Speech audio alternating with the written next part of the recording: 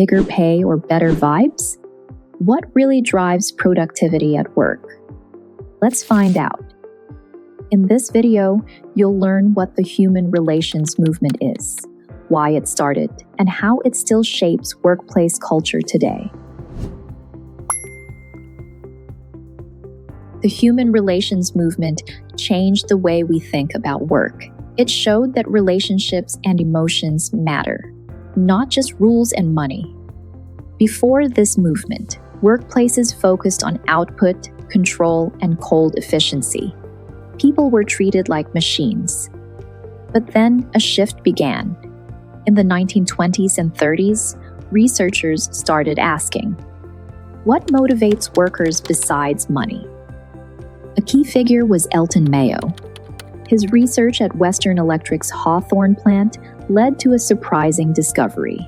At first, researchers believed that simply adjusting lighting levels could boost worker productivity. Brighter lights meant better performance, or so they thought. But as the experiments continued, a surprising pattern emerged.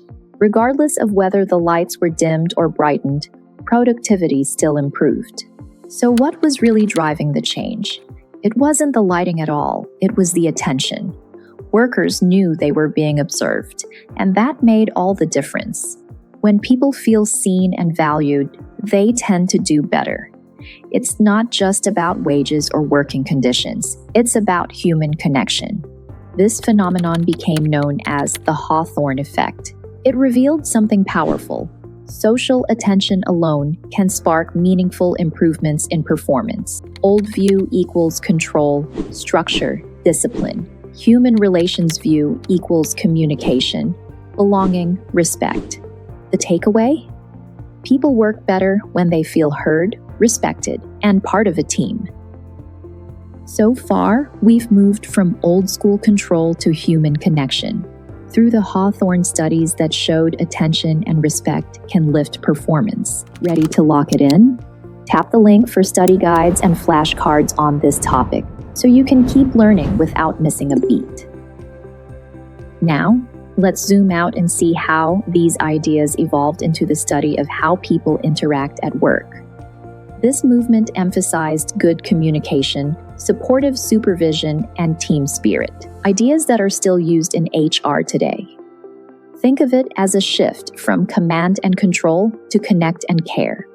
Over time, the ideas from the human relations movement laid the groundwork for a broader field of study, organizational behavior, or the study of how people interact at work.